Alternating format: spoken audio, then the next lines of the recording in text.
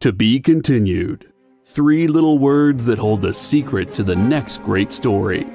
3 words that will thrill you, confound you, give life to new possibilities. Every variation of To Be Continued is a promise. A promise of adventure. A promise of excitement. A promise of unseen wonders and unexplored worlds. A promise that every issue you read makes you a part of a never-ending journey. And behind every page there will be an unopened door waiting for you. This story to be continued at your local comic book shop today. Visit comicshoplocator.com today.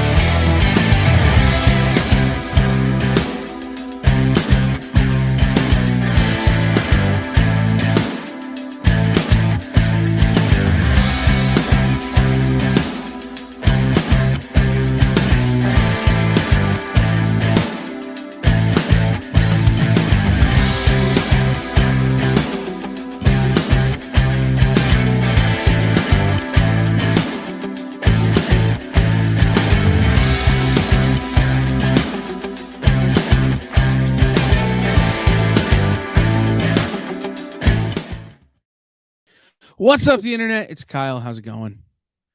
Welcome in. This is the EXP Expo 2022, the one with all the twos. This is our 5th part. And we're joined today by a guy who I don't know that he would cop to this, and I don't know that I should admit to this, but so much of the vibe and aesthetic that the experience has gone through this past year is because of this person. Like, I don't know if he realizes exactly how much influence he's had over our look and stuff this past year. But ladies and gentlemen, welcome in Don Nguyen.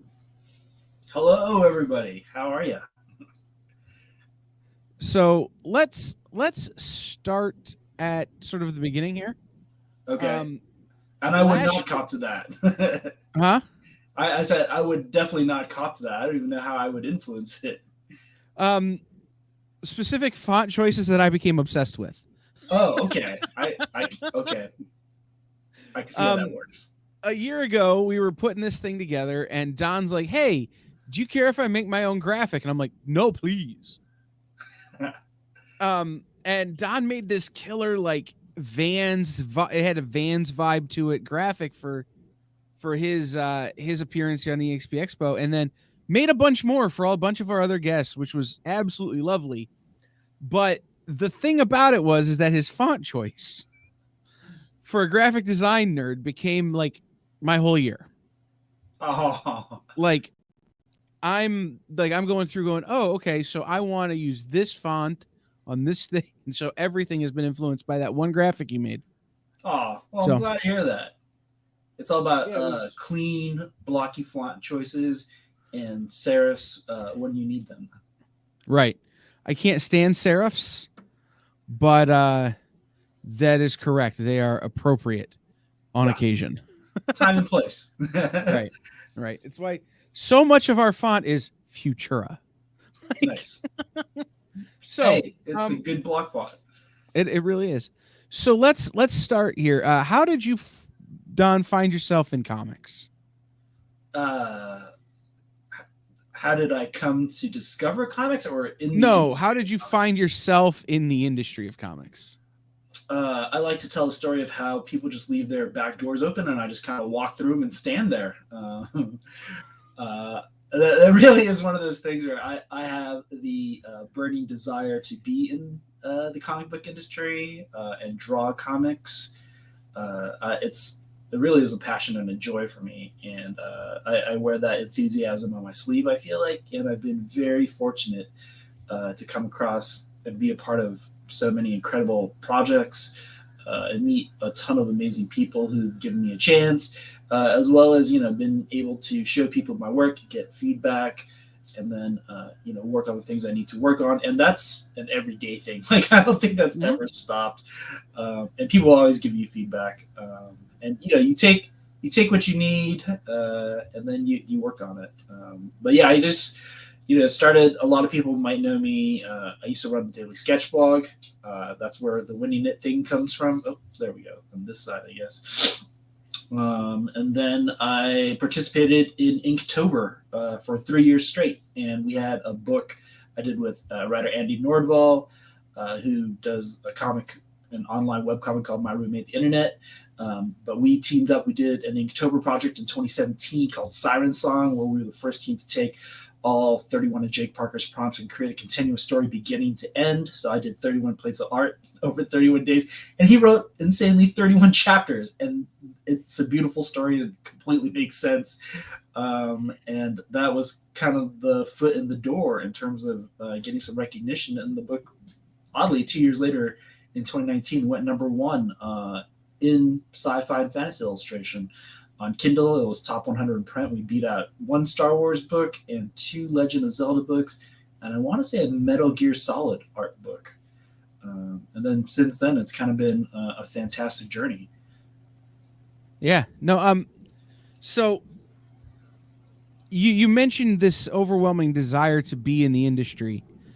Does that come from a lifelong fandom, or was it one of those that you just like drawing and this seemed to be the way you wanted to tell stories? What does that look like? I have always drawn ever since I was a little kid. And, I got into my foray into comics. I was definitely one of those 90s guys. Like, I grew up with all the Image founders, and I talk about that a lot. I discovered comics, like, in the mid to late 80s as a little kid. And then what was really formative was like seeing that stable of artists that was at Marvel, and then how they just like up and left. I was like, oh my god, all my favorite artists that worked on Spider-Man, on X-Men, they're all just leaving and creating their own company. And that really I was really amazed by that artists could up and do that. But at that same point in time, I didn't really understand the comic book industry or know the inner workings of it. And I left comic books, collecting comics, reading comics for quite a while, and it wasn't until maybe about 10 years ago that I just randomly walked into a comic book shop after not having been there for like a decade, and fell back in love with it. I fell back in love hard. Like, I came in, and I used to talk about the 3 artists that got me back into comics were Chris Pachalo, Scotty Young, and Humberto Ramos. I saw their work, and it just set off a light. It just lit a fire under me, and I was like, this is kind of what I want to do. Like, I left it, but I feel like that was wrong. And since returning to it and like working hard to be a part of, especially the indie comic scene, I've never felt a greater sense of belonging.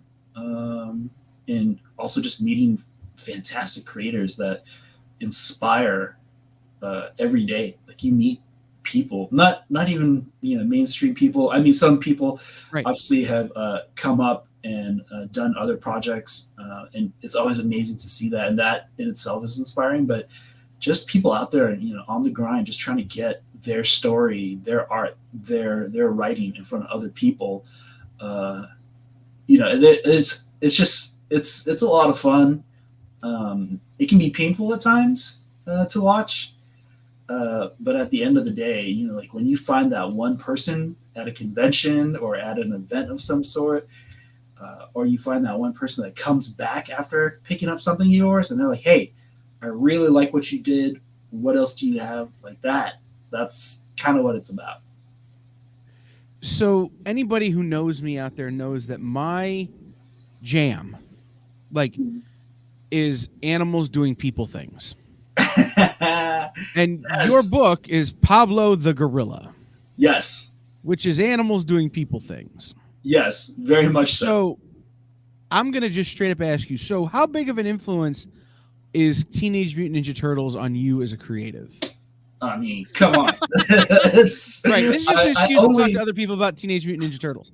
Yeah, so I only pitch that as a part of my pitch, right? That's definitely part of the pitch package. You know, I love indie comics, and I take so much inspiration from those seminal titles. So like Ninja Turtles is huge, right? And for me, I didn't grow up with the comics.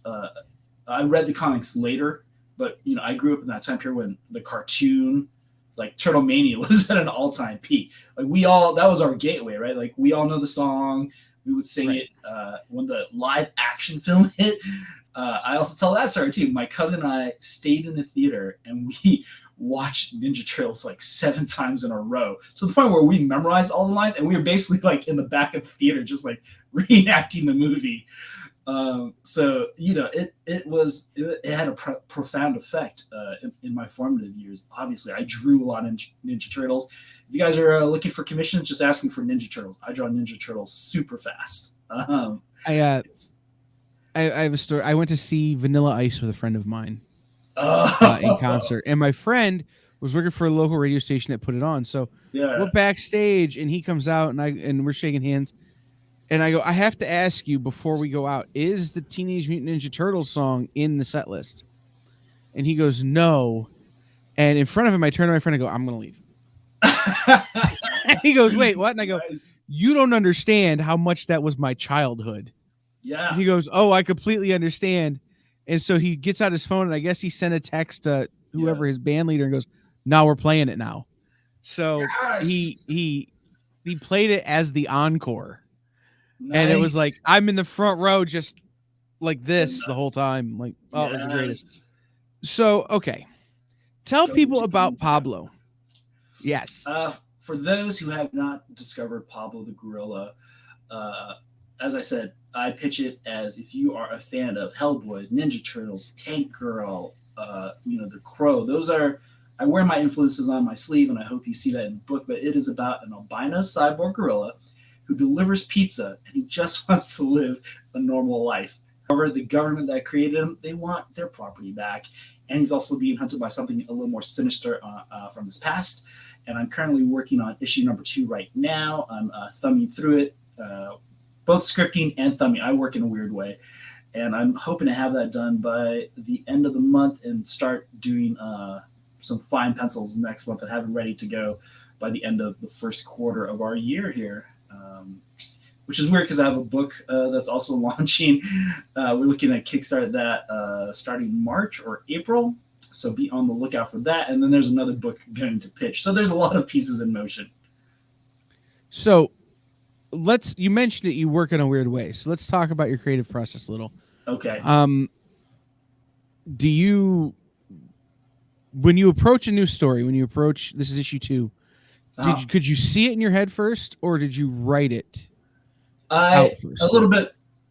A little bit of both, right? I feel like I don't know if I can speak for a lot of people who write comics or just writers in general, but you kind of have a sense of where you might want to go with the story. And I've been working out the idea of Pablo for a while, so there are certain plot points that I want to hit, and then it's about getting the overall plot for the issue down, which is what I did. So I have about 20 some odd pages down. I want to hit 30, but I felt like I was in a good spot to start thumbing out, because also when I start thumbing things out, some things get cut, some things get added that will affect the pacing of the story, and then I kind of see how it goes from there. So if you read Pablo number 1, you'll notice it's super short, but it gets what it needs to get across. And I think everybody who owns it, who's read it, who's ever said anything to me about it, says the same thing, which is like, this book is crazy fast, and it ends so quick. When is the next one coming out is usually what I hear. And that was purposeful, because I felt like I just wanted to jump into the story right away with the first issue. And then the second and the rest of the issues, like, you can introduce more of the expository elements. So all the exposition is going to take place there. But yeah, I have for issue 2, there are very specific points that I want to hit and give people more of that backstory as to why things are the way they are. So you don't. So it doesn't sound like you take one part or the other, the writing or the art. You kind of, and you kind of just flow back and forth between it, and one will influence the other. Yeah. So I guess I work in a little bit of what it's the Marvel method, because I'm not a true comic book writer or a writer at all, but I want to tell this story and have like very specific points. So I have to use all the influences that I've gathered over the years and how other people use writing techniques and twists and turns, and hopefully I execute them in a way that will do justice for my characters and for the story. But yeah, I sort of work in that general, like, you plot it out, and then you give it to an artist, right, who draws it out, and then you go back and you script over it. So very much the Marvel method. And I heard Eric Larson kind of works that way. So I've yet to meet Eric Larson, but I would love to pick his brains and just kind of get a sense of how he does it. Because hopefully, Right there.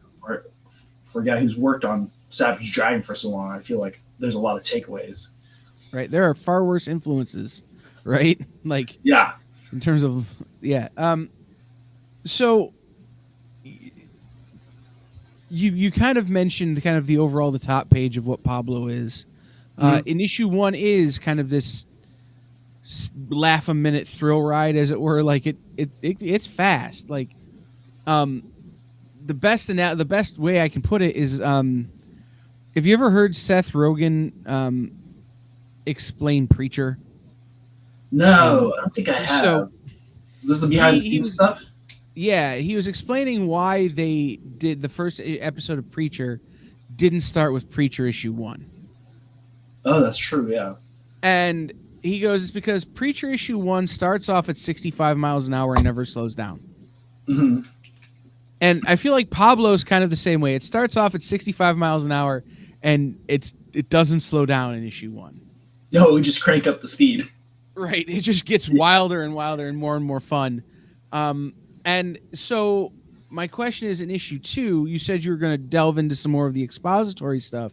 Yeah. How are you doing that? Is that a flashback? Is it, a moment to slow down and catch your breath? How are you putting the exposition into this already very much in motion story? Definitely, it's all about pacing, right? So we're gonna see flashbacks. I'm gonna reveal a little bit about everybody, not everybody, just some key people, obviously. And then there's gonna be more pizza delivery. So we're gonna have some of that, because people are in the first one, they're like, "You had one pizza delivery, man. Like, what's going on?" And that pizza delivery was kind of brutal. I'm like, "I'm sorry. That's just where we needed to start." So yeah, it's gonna be fun. And like I said, Hellboy and Mike Mignola and John Byrne, how they introduced Hellboy, is a huge inspiration. And also Lone Wolf and Cub, and like Usagi Yojimbo. Speaking of another animal that does human things, right? It's that short, punctuated storytelling, and I hope to be able to sort of take kind of that ebb and flow, that energy of like that short, punctuated storytelling, and put that into Pablo #2. I think we need a Pablo mini story where it's just the night where Pablo doesn't get tipped. Like, he's just actually out delivering pizzas, and everybody's like, "You mean to tell me I brought you 10 pizzas for a $1 tip?" Well, I'm not going to reveal too much, but there is some commentary along that lines of that. Anybody who's ever been in food delivery is gonna, like, if you've not read Pablo the Gorilla, you're gonna relate to it. Yeah, you'll get a moment of food delivery, which I'm sure anybody who has been in food delivery will understand, and I hope it comes through well, because I've never actually had the experience of working in food delivery, but I've had friends, and obviously a lot. We all know somebody, I feel like, who's done it, and there are horror stories of how people in the service industry or delivery people are treated. And I don't know if we've talked about it. I feel like maybe we have at some point in time, where food delivery is ranked among the most dangerous jobs in the States, and not in the world. It's up there because of the threats that food delivery Mhm. drivers, food couriers, whatever type you want to go by, face like on a day-to-day basis. And that's part of also the story, right? Like Pablo Mhm. does what is considered like the most mundane thing, but at the same time, it's also one of the most dangerous things. And here he is, like just trying to live that normal, that regular life that he aspires to have. Are you on TikTok? Yes, I am. There's a TikTok that's been going around that somebody at a job interview going, I'm a nutritional logistics delivery expert Oh my god, for I've seen a like, and it's that putting this big fancy word on. I deliver for DoorDash, that. and Yes. I'm just thinking, you know, that's another great like little thing that you could like that a story like Pablo could play with is like, well, I have a very specific set of skills because I'm a cyborg. You know, I'm part cyborg. I'm part, Yeah. you know, slash, and then just end on the end slash cyborg. You know, so Yeah. whatever you need. And I just that just flashed, but yeah, no, it's It's like a Swiss Army knife. right. Yeah. Yes, Swiss Army Gorilla. Swiss Um, Army. Oh, nice. there you go. No, it's I got to be honest, man. I've probably read my copy of Pablo 10 times now. Wow, I appreciate Like, that. well, just because I like I said, I love animals doing people thing books. But Yeah. the thing about it is that a book like Pablo the Gorilla, and there are other ones out there that I've picked up from other indie creators. Unlike your Teenage Mutant Ninja Turtles or Usagi Jimbos or some of those, they're more relatable. Yeah. I find because people infuse them more with realism than those books ever could have been infused with. Yeah. A great example is it's another Eastman project, but the radioactive Ronin ragdolls, where it's the Yeah. cats that are, Yeah. Save the Avalonies on that one. yeah, Yeah. but they're a little more relatable. So when you start with a concept that's as absurd as a part cyborg, gorilla, pizza delivery, like you put all this together and you're going, this is an absurd concept. How do you Yeah. keep it grounded? You know, I talk about the idea of Pablo, which is he is, you know, gorillas are huge, right? We're talking about 400 to 500 pounds, sometimes over creatures, and he also has giant robotic arms. But the funny part of that is he lives in the city, right? And in the city, nobody really sees him for what he is, which is exactly that. So sometimes it's the idea is, you know, obviously it's better to hide in plain sight. So it's playing on that idea, and I feel like, you know, if you live in a metropolitan, an urban area, sometimes you feel that way. And you know, I feel like growing up kind of in that same situation, real urban, sometimes in sketchy areas, like you feel unseen, and that isn't a problem for him. Like he does things, and he doesn't need the recognition for it. He just kind of wants to be able to live, and survive. And I feel like that is a euphemism for the greater grind that we're all in, which is life, right? Like we're trying to get by our day to day, and I think that's ultimately where the story, like, or where how people can relate, and how it opens the door to that story for people, is you have that sense of like, hey, I'm also doing exactly what this albino cyborg gorilla is doing, and that also means at the same time that people have the potential for amazing things and great things. So we may not be a government weapon, we may not be super enhanced with robotics, but at the same time, you know, I like to think that even if we don't have a superpower, the one power that you do have is the power to help somebody else. And if you can do that at any point in your life, then I think you've accomplished something. And Yeah, no, I don't need recognition for that. that's fair. I like that a lot. So you mentioned having Pablo 1 2 done by the end of first quarter. Yeah, that's what I'm gunning You've got for. you've got a Kickstarter coming. Mm-hmm. That can we talk about? Yeah, of course. So Michael Tanner and I, we finished the beginning of last year. I finished a comic, and it's, how do I describe it? It is for fans of sci-fi things like Battlestar Galactica or Star Wars or Star Trek. Probably more Battlestar Galactica than Star Trek. It's that meets kayfabe. So if you're a wrestling fan, we're mashing those two things together. So you're going to get essentially intergalactic wrestling kayfabe space opera, if that makes sense. And that's how I would pitch it. So think Battlestar Galactica meets like AEW or like the WWE. So yeah, we did the art last year. We had a colorist, inker, but she fell through because she ended up getting promoted at her video game job. And so Dave Wheeler, who's done a ton of comics and is known in the wrestling community, he's on board. I believe he's doing both inks and colors for us. So we are looking to launch with Travis Webb, who does the Starlight comic, and he's successfully done it on Kickstarter, and we're all teaming up. So Michael Tanner, I don't know if you know Michael, he's done Junior Braves of the Apocalypse with his buddy Greg Smith for Oni Press. We shopped it around, and yeah, I think we're going to launch it, I want to say mid or late March to early April, and then hopefully if everything goes well and WonderCon is still on, I'll be able to promote it at WonderCon. So please do look out for the book. I think it's going to be it's an incredible story.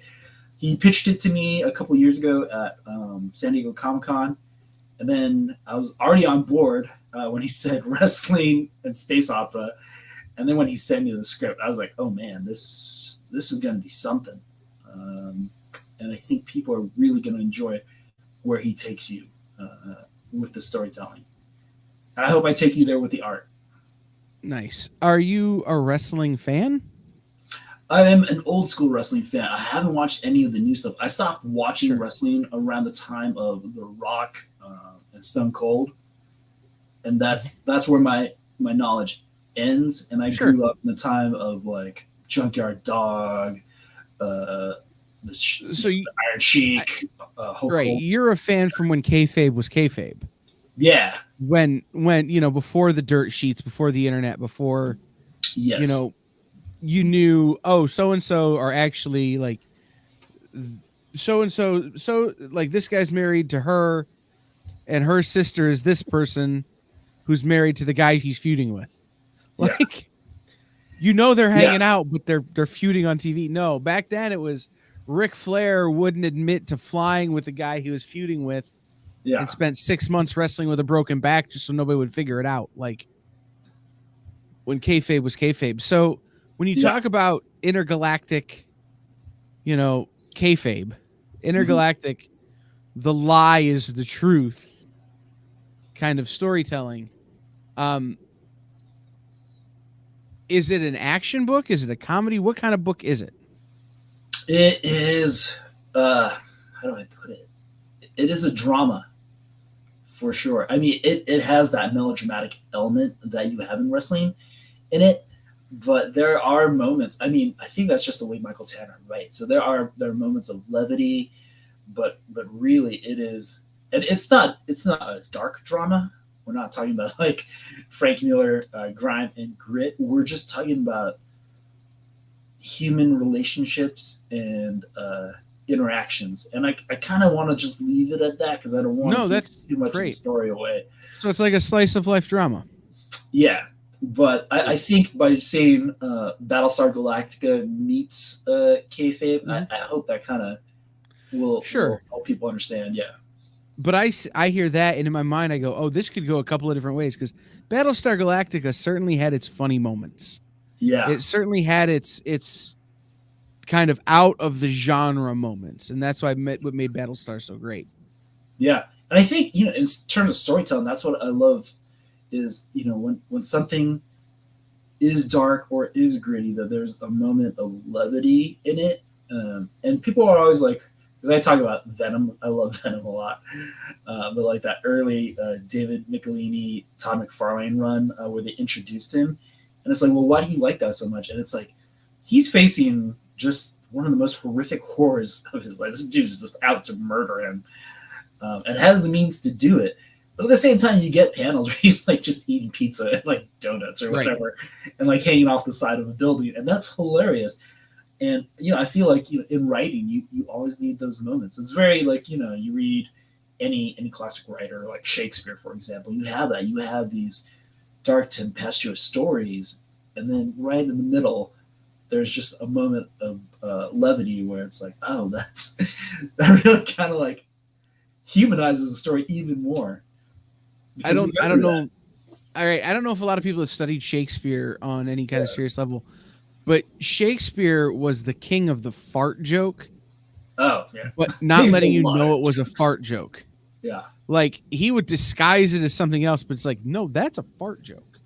Yeah, there's probably humor in Shakespeare for sure. Oh yeah, no, that was. I was just working with a guy on breaking down A Midsummer Night's Dream, and there's so much crazy comedy in A Midsummer Night's Dream, like a ton. And I go, don't underestimate your need for a fart machine when you put this play on. Yeah.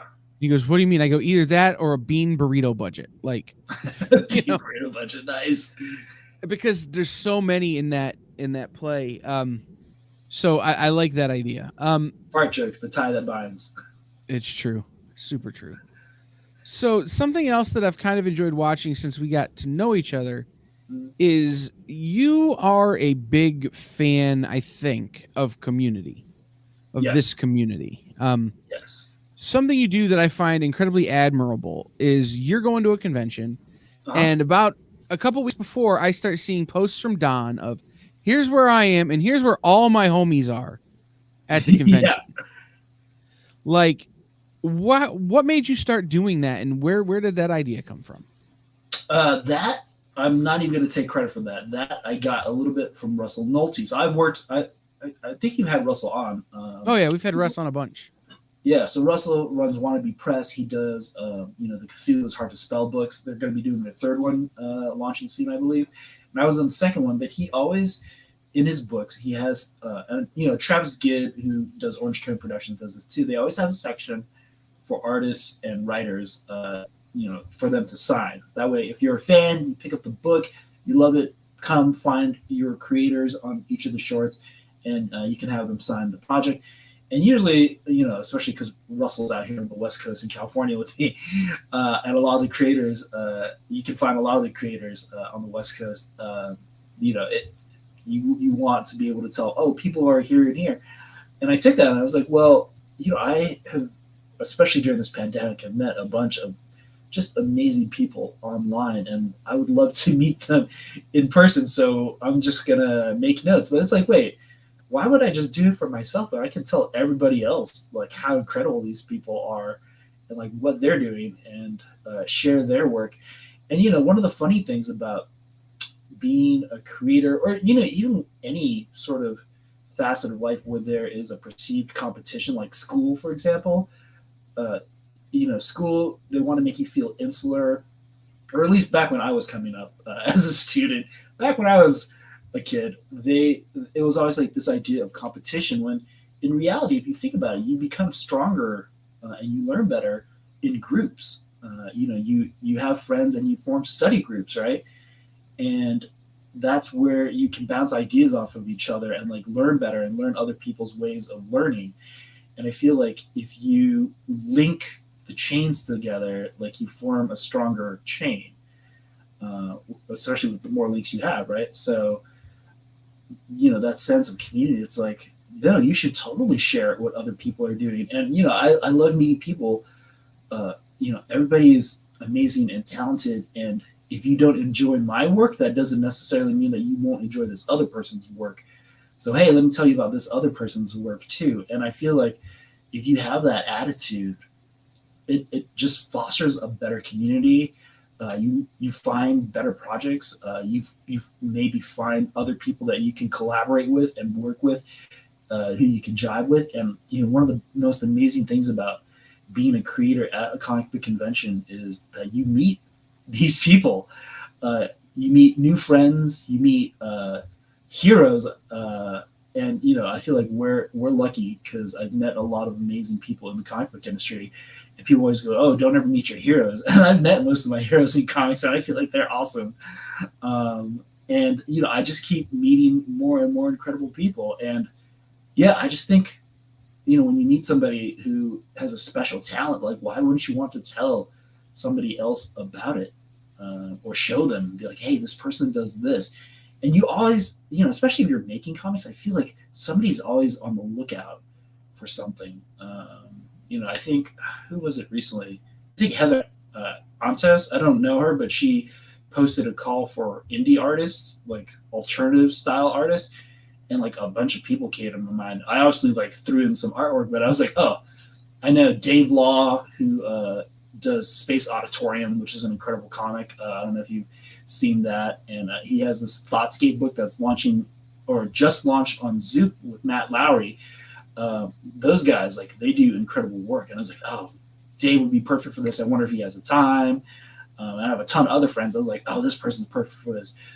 Bing, who's known as Bing Fuchsius, online. I just met him at CCR Ontario. I'm like, that dude's gonna be perfect for this book. He has like a very like Jin Mafood inspired kind of style, and it's like a little bit crazier, and it has like an Asian influence to it.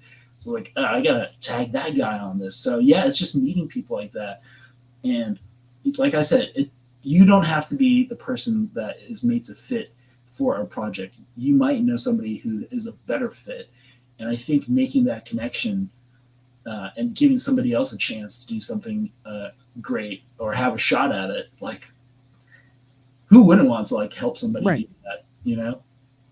Yeah, I mean, that's one of my favorite things to do. Is I'll be talking to a writer and they'll be like, well, I'm working on this project, I've got this idea, you know, I don't have an artist yet, I barely have it plotted or started a script. I'm like, I have the artist for you. You need to go talk to this guy, you know? And it's, oh, they'll start having those conversations, and now they're doing a book together. Yeah. And it's, oh, okay, well, I can I get killed in your book? Like, for putting you guys together? Can you just work that out? Like, Kyle, it's not a book like that. Run me over with a car. I don't really care. You know? Yeah. Like, I have a friend who's working on an all ages book. Mm-hmm. And I kind of was like, hey, you guys should work together. And I put a pretty well-known writer with a pretty unknown artist. I'm like, you guys should work together because your styles really complement each other. And what came out of it is an all ages book. Nice. And I'm going, neither of you do all ages work. What is this? And they're like, yeah, but this is what we want, the story we're going to tell. I go, great. Now figure out how to kill me in the book. Or come on, you can make some pizza deliveries. No, they figured out a way to kill me. It's great. Oh, okay. I start off the book dead, I think. I think I'm a ghost. Oh, nice. Yeah, I think it works out all right. So you're just haunting their thoughts and memories. Right, exactly. Yeah. So I love the idea of seeing that in community, and it's something that I'm going to do, that the experience is going to try and do going forward, is to kind of put people over. Hey, if you're at such and such convention, go check out these friends of the experience, and go check out.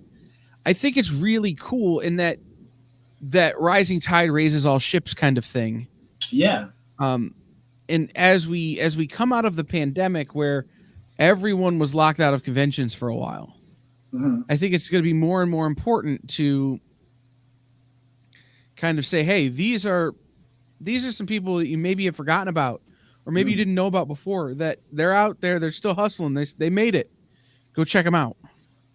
And you guys are already doing that. I mean, you guys shine the spotlight, and you know, much love and appreciation to anybody who blogs about comics, does video blogs about comics, you know, tweets at us, shares us out on Instagram. Like, you guys, you know, even retailers, like everybody, like on that grassroots ground level, that's showing any love to independent creators. That just means so much.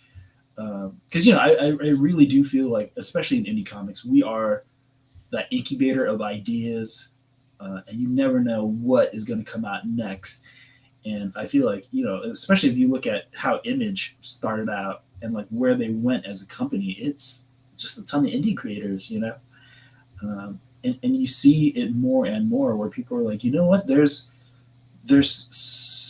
so much ground to be covered, and you may not necessarily want to see your day in day out favorite characters being told and retold. So people are looking at indies, and I feel like during this pandemic time, a lot of people turned to indies and discovered the amazing talent and creativity that the community fosters and puts out there.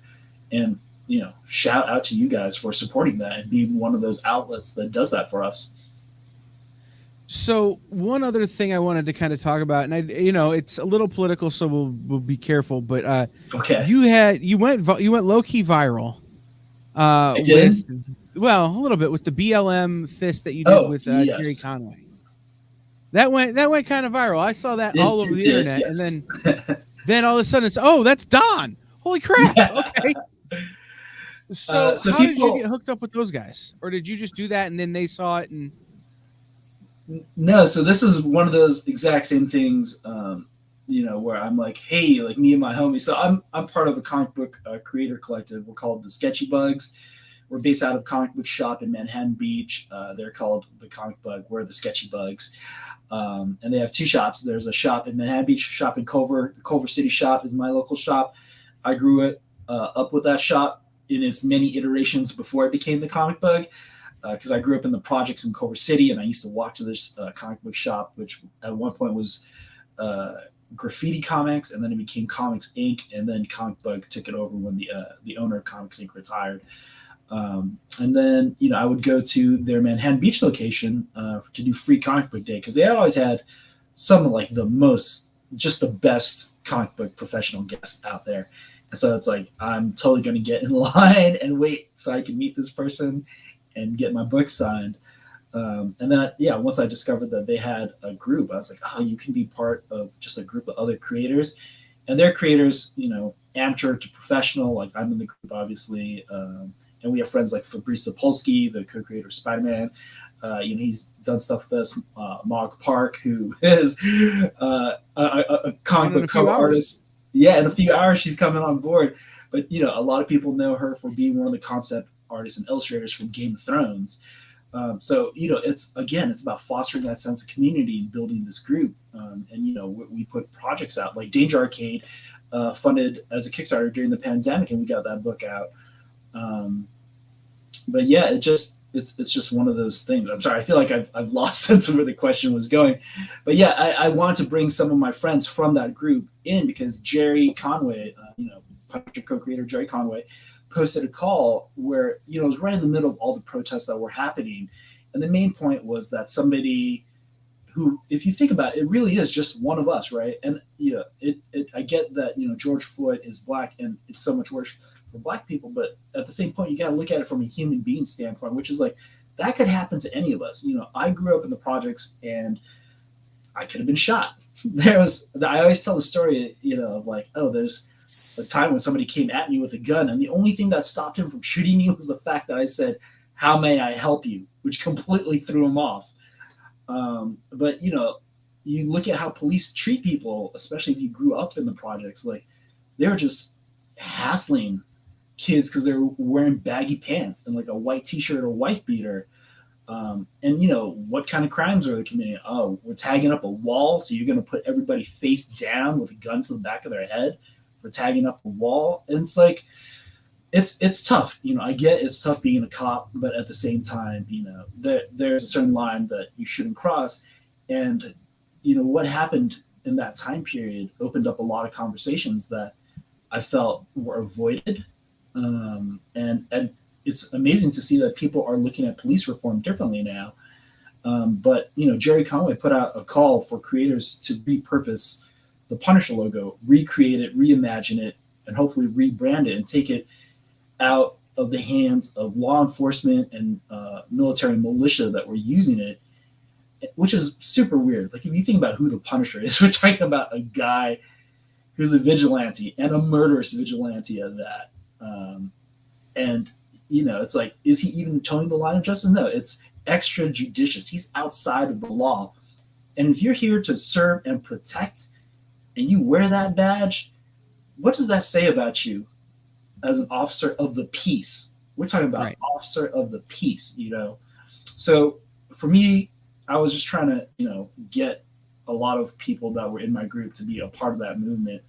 And for whatever reason, Jerry decided to go with me. And so once he picked me, I just submitted some design ideas, and then he picked the one he thought was best out of the ones I sent him. And that's the design that you now see and a lot of people might know me from. And yeah, that's how that came to be. And it's funny because, I grew up in a conservative Vietnamese family. So you want to talk about people who do not like communists? That's my family. So, we can have that discussion. I like to think of myself as an independent. So whether politically you lean left or right, I don't matter. But what matters to me is how you treat people. And I think the conversation that should have revolved around that, and is revolving around that, is how you treat people. So that's why I participated in it, and it was just an honor to do it. And I've had conversations with my family about it. So I gotta admit, I saw the headline that they were replacing the logo in the comics, and I'm like, if it isn't Don's fist, I'm gonna be a little bit pissed off. So yes, my friend Chad Perkins brought that up too. Right, like, come on, man.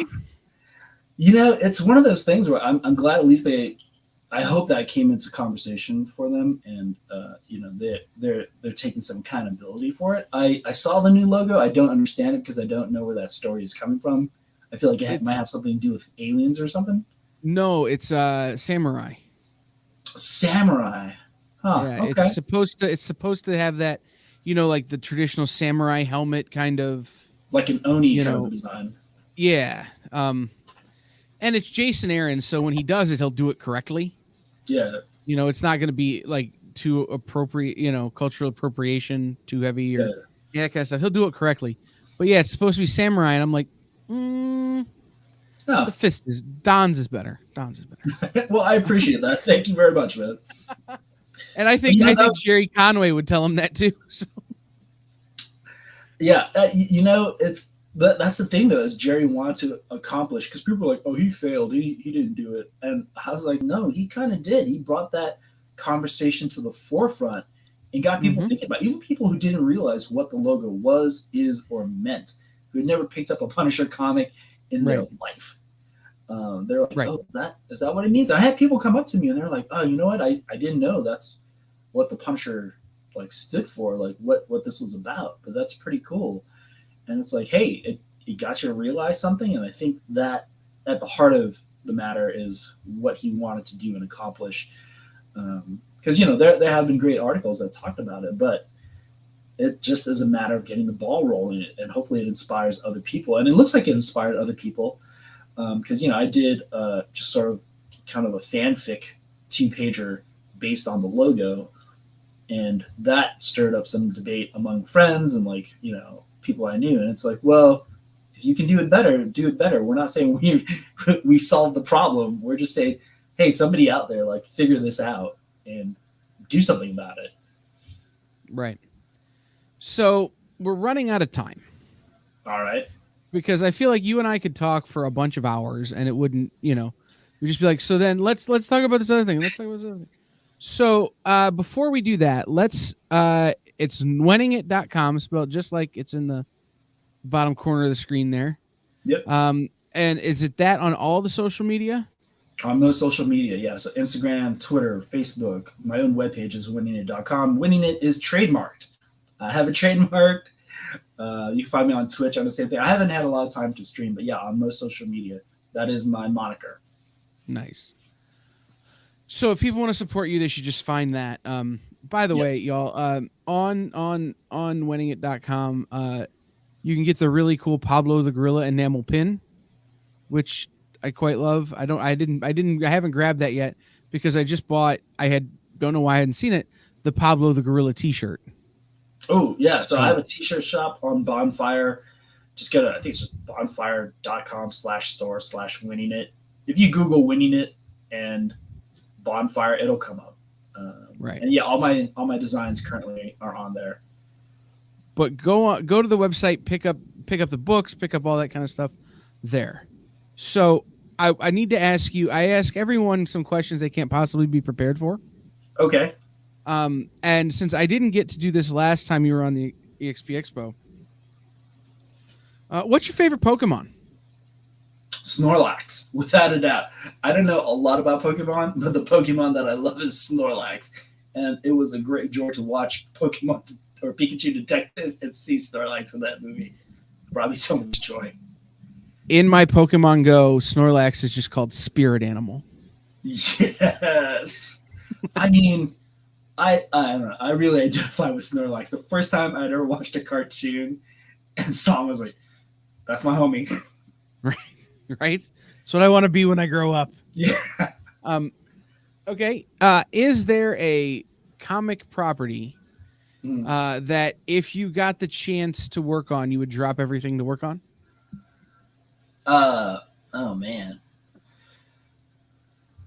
Spider-Man or Venom. It's a hard choice for sure. I love drawing goo monsters. So obviously if you've seen Pablo, you know what one of those characters is. And then yeah, if you're Siren Song, I drew a goo monster in that. So you can tell I'm a huge Venom fan. But yeah, so I was like, you can draw Spider-Man and Venom, I would be on board. And I did those. I did a Miles Morales and a Venom for Marvel anime for Upper Deck. Yes. See, we didn't even get to the anime cards, the Upper Deck cards. We didn't even get to that yet. We'll get to it, though, I promise. Because I only have 2 more questions you can't be prepared for. Okay. The next one is, you have the Ultimate Nerd Garage. Okay. You get 1 car and 1 spaceship from all of pop culture. What do you put in your garage? Oh, man. 1 car and 1 spaceship.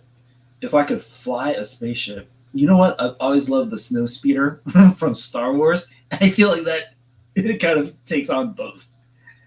But then I guess you'd have to have snow. Yeah. If it could just go on land, which I think it can, we would. So just a land speeder?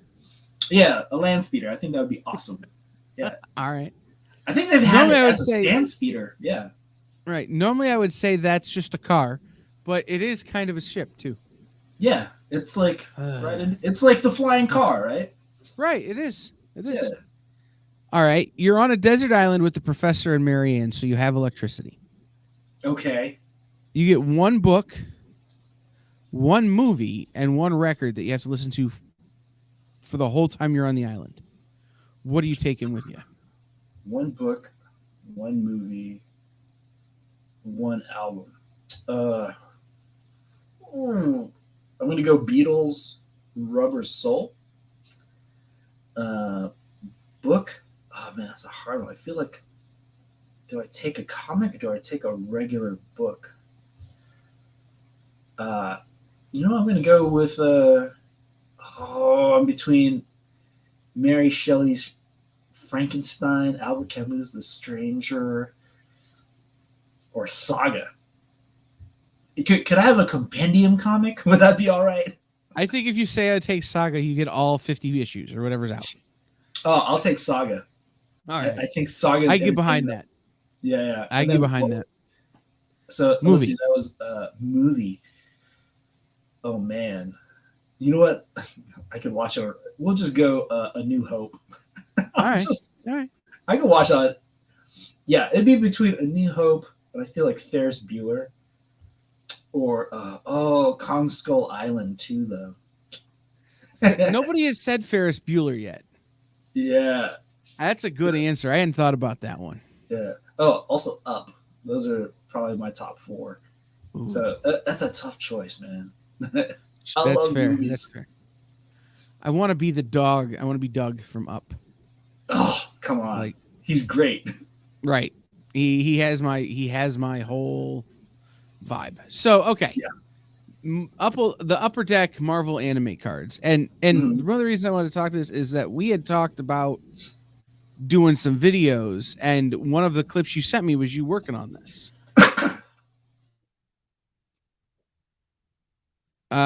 You just muted yourself.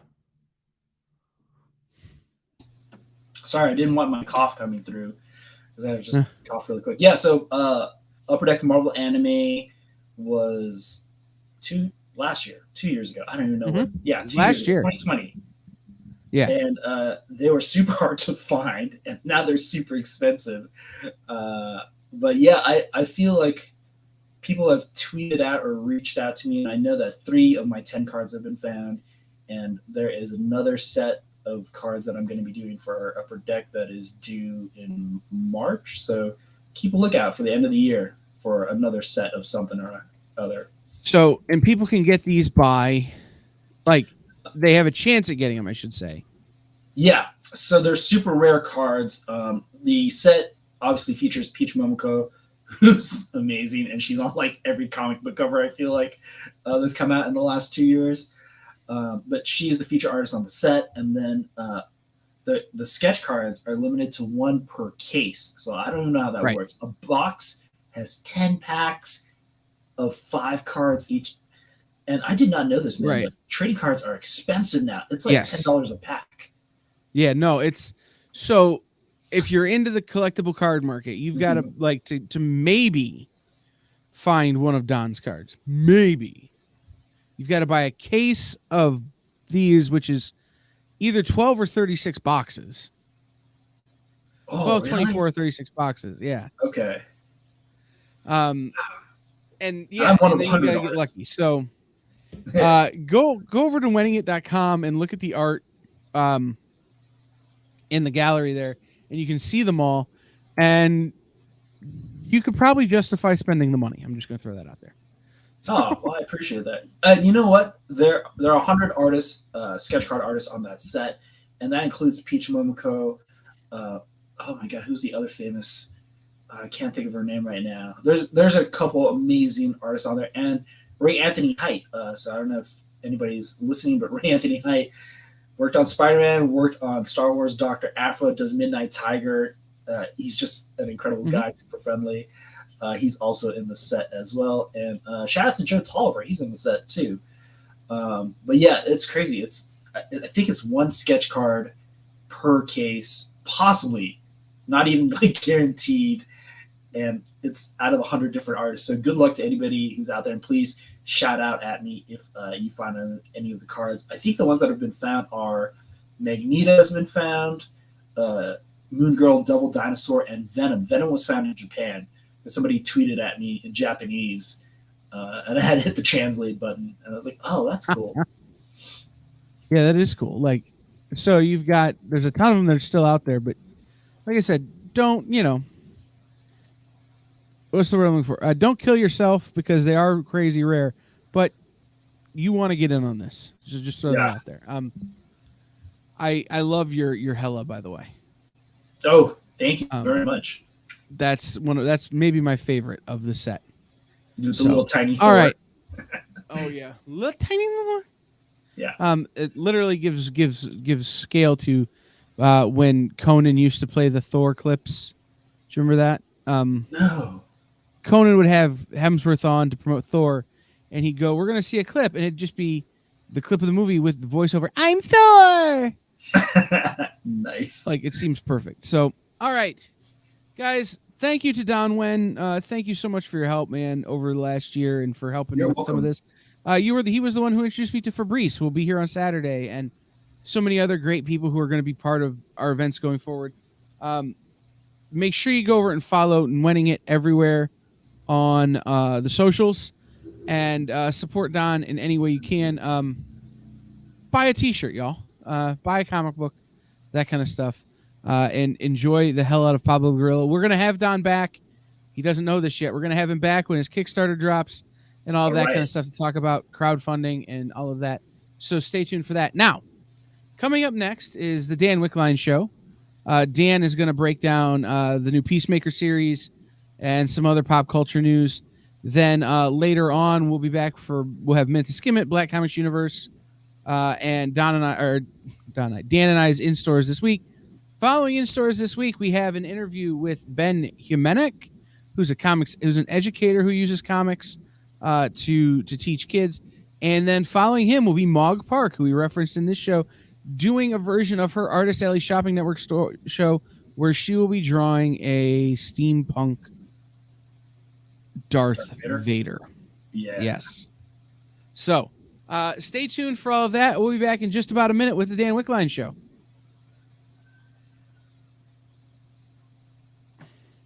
Imagine being at a convention. and going to an interview panel that's just for you. No bustling crowds, no hours-long lines, just you, the moderator, and your favorite comic book creators. Well, this is pretty much that. Miss Jen sits down every week with 2 comic book creators for a live stream interview about their latest work, and you can ask them whatever you want. It's Talking Shop, Mondays at 5 Eastern on The Experience, Comic Culture and Sales.